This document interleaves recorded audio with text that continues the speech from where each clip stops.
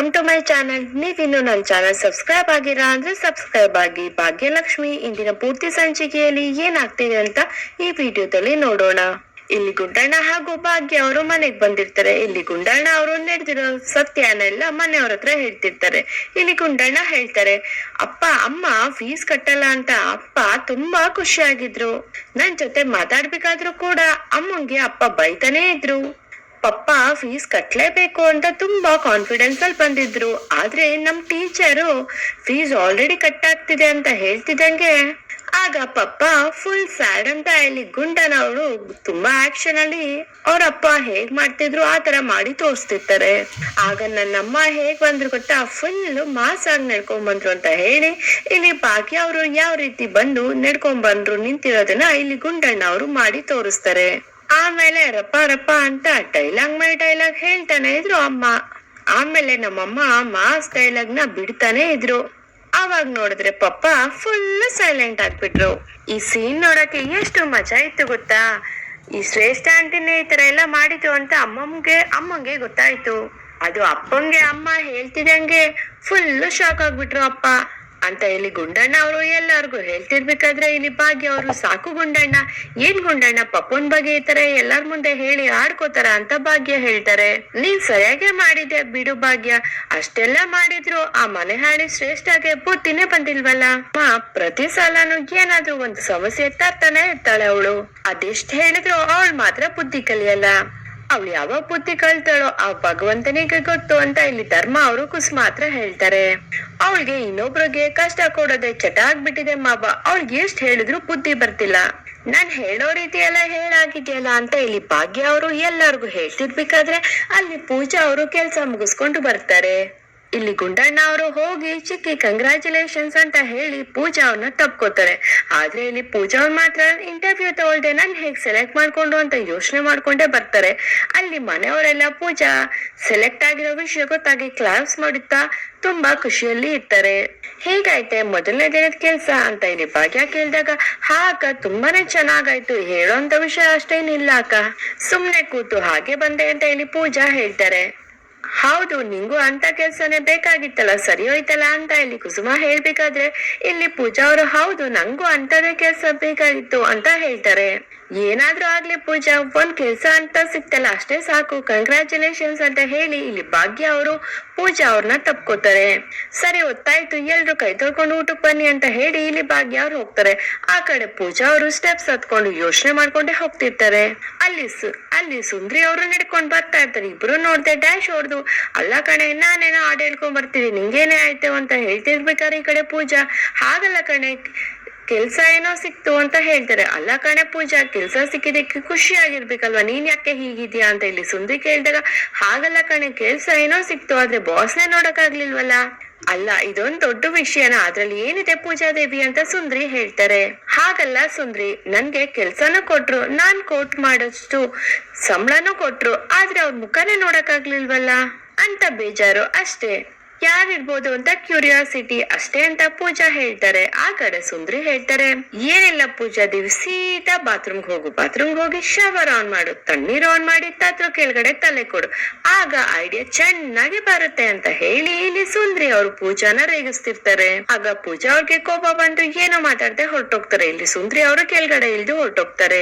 ಆ ಕಡೆ ತಾಂಡವ್ ತುಂಬಾನೇ ಕೋಪ ಬಂದು ನೋ ಅಂತ ಹೇಳಿ ನನ್ ಕೈಲಾಗ್ತಿಲ್ಲ ಈಗ ಆಗ್ಬಾರ್ದು ಅಂತ ಹೇಳಿ ಅಲ್ಲಿರೋ ಸಿಕ್ಕಿರೋ ವಸ್ತುನೆಲ್ಲ ತೆಗೆದು ಕೆಳಗಡೆ ಎಸಿತಿರ್ತಾರೆ. ಅಲ್ಲಿಗೆ ಶ್ರೇಷ್ಠ ಅವ್ರು ಬಂದು ತಡಿತಾರೆ.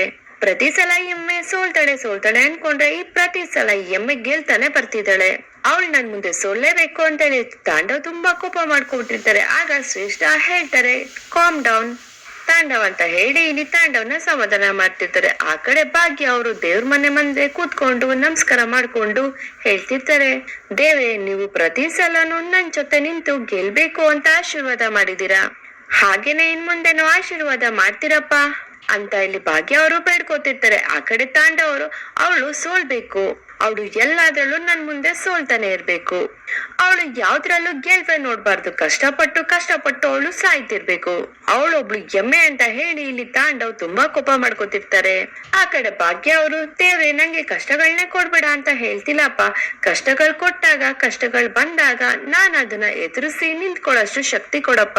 ನಾನು ನಮ್ಮ ಮನೆಯವ್ರನ್ನ ಚೆನ್ನಾಗಿ ನೋಡ್ಕೋಬೇಕು. ಏನೇ ಅಡೆತಡೆ ಬಂದ್ರು ನಾನು ಅದನ್ನೆಲ್ಲ ಮೀರಿ ನಿಂತ್ಕೊಳ್ಳೋಷ್ಟು ಶಕ್ತಿ ಕೊಡಪ್ಪ ಅಂತ ಹೇಳಿ ದೇವ್ರಿಗೆ ಕೈ ಮುಗಿತಿರ್ತಾರೆ. ಇತ್ತ ತಾಂಡವ್ ಅವರು ಕೋಪ ಮಾಡ್ಕೋತಾನೆ ಇರ್ತಾರೆ. ಇಲ್ಲಿ ತಾಂಡವ್ ಅವರು ಏನೋ ಯೋಚನೆ ಮಾಡ್ತಾ, ಎಸ್ ನಂಗೆ ಒಂದು ಒಳ್ಳೆ ಪ್ಲಾನ್ ಸಿಕ್ತು, ಇದೇನಾದ್ರೂ ಇಂಪ್ಲಿಮೆಂಟ್ ಆದ್ರೆ ಆ ಎಮ್ಮೆ ಹೇಗಿರ್ತಾಳೆ ಅಂತ ನಾನು ನೋಡೇ ಬಿಡ್ತೀನಿ ಅಂತ ತಾಂಡವ್ ಅವರು ಇಲ್ಲಿ ಭಾಗ್ಯ ಅವ್ರನ್ನೇ ನೆನ್ಪಿಸ್ಕೊಂಡು ತುಂಬಾ ಕೋಪ ಮಾಡ್ಕೊಂಡು ಕೂತ್ಕೋತಾರೆ.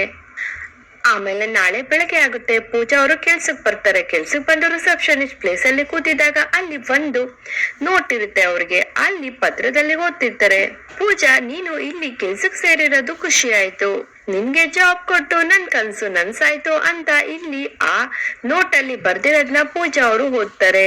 ಏನು ಖುಷಿ ಆಯ್ತಾ, ನಾನ್ ಇಲ್ಲಿ ಕೆಲ್ಸಕ್ ಸೇರಿರೋದು ಅವ್ರಿಗೆ ಡ್ರೀಮ್ ಕಮ್ ಟ್ರೂನಾ? ಯಾರಿದು? ಹಾಗಾದ್ರೆ ನನ್ ಬಗ್ಗೆ ತುಂಬಾ ಚೆನ್ನಾಗಿ ತಿಳ್ಕೊಂಡಿರೋರೆ ಇಲ್ಲಿ ಬಾಸ್ ಯಾರಿರ್ಬೋದು ಅಂತ ಹೇಳಿ ಇಲ್ಲಿ ಪೂಜಾ ಅವರು ಎಲ್ಲಾ ಕಡೆ ಹುಡುಕ್ತಿರ್ತಾರೆ.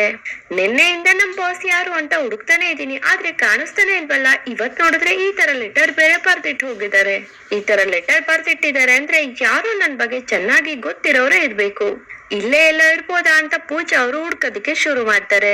ಇಲ್ಲಿ ಪೂಜಾ ಅವ್ರು ಹೋಗ್ತಾ ಇರ್ಬೇಕಾದ್ರೆ ಮುಂಚೆ ಒಂದ್ ಹುಡ್ಗಿ ಸಿಕ್ಕಿ ಸೆಲೆಕ್ಟ್ ಮಾಡಿರೋಳು.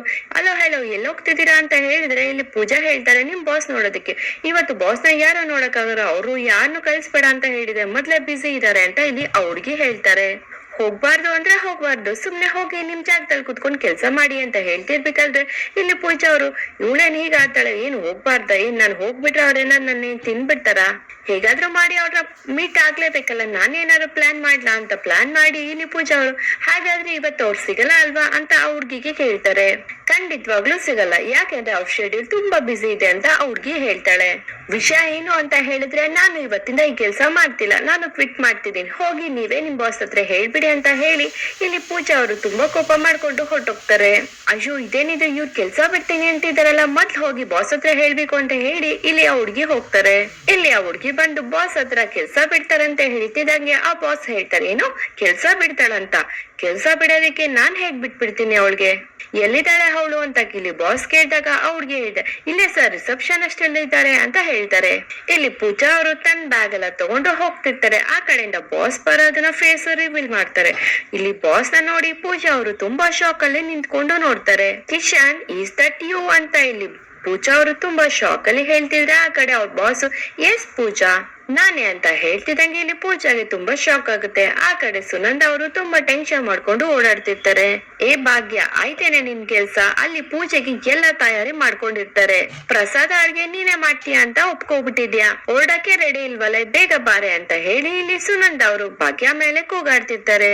ಆ ಕಡೆ ಭಾಗ್ಯ ಅವರು ಅಡ್ಗೆ ಮನೇನ ಕ್ಲೀನ್ ಮಾಡ್ಕೊಂಡೇ ನಿಂತಿರ್ತಾರೆ.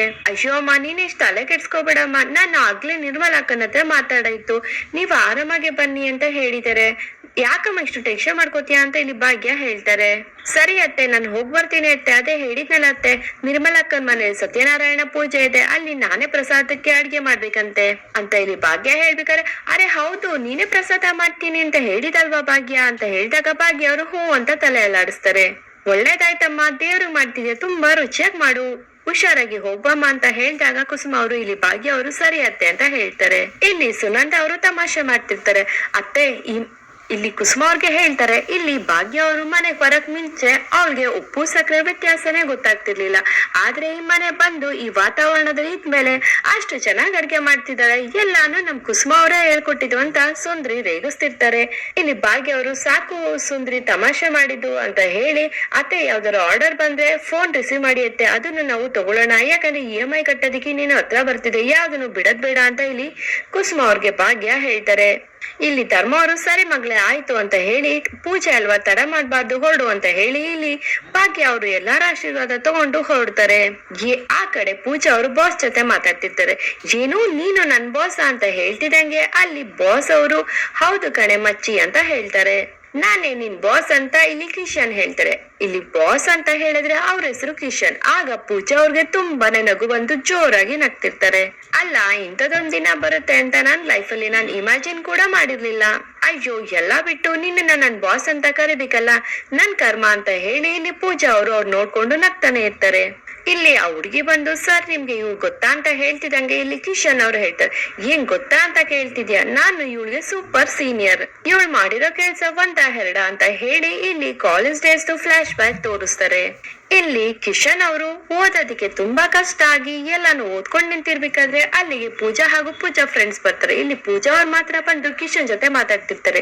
ಯಾಕೋ ಇಷ್ಟೊಂದು ಟೆನ್ಷನ್ ಆಗಿದ್ಯಾ, ನಿನ್ ತರ ಸೂಪರ್ ಸೀನಿಯರ್ ಇರ್ಬೇಕಣೋ, ಪ್ರತಿ ಸಲನೂ ಫೇಲ್ ಆಗಿ ನಮ್ ಜೊತೆನೆ ಓದ್ತಾ ಇದೆಯಲ್ಲ, ನಿನ್ನಂತ ಸೀನಿಯರ್ ಮನೆಗೊಬ್ರು ಇರ್ಬೇಕು ಅಂತ ಹೇಳ್ತಾರೆ. ಆಗ ಪೂಜಾಗೆ ಕಿಶನ್ ಕೇಳ್ತಾರೆ, ಅಯ್ಯೋ ಪೂಜಾ, ಏನಾದ್ರು ಟಿಪ್ಸ್ ಕೊಡೆ, ಹೇಗಾದ್ರೂ ಪಾಸ್ ಮಾಡ್ಬೇಕು ಕಣೆ ನಾನ್ ಈ ಸತಿನಾರು ಅಂತ ಹೇಳಿದಾಗ ಇಲ್ಲಿ ಪೂಜಾ ಅವರು ಕಾಪಿ ಚೀಟ್ನ ಕೊಟ್ಟು ಕಾಪಿ ಚೀಟಿಗಳನ್ನ ಎಲ್ಲಾನು ಶರ್ಟ್ ಹತ್ರ ಹಾಗೂ ಕಾಲರ್ ಹತ್ರ ಪ್ರತಿಯೊಂದು ಜಾಗದಲ್ಲೂ ಕಿಶನ್ಗೆ ಇಲ್ಲೆಲ್ಲಿ ಬಚ್ಚಿಟ್ಕೊ ಅಂತ ಹೇಳಿ ತಾನು ಶೂ ಹಾಗೂ ಸಾಕ್ಸ್ ಒಳಗಡೆ ಎಲ್ಲ ಬಚ್ಚಿಟ್ಕೋತಾರೆ.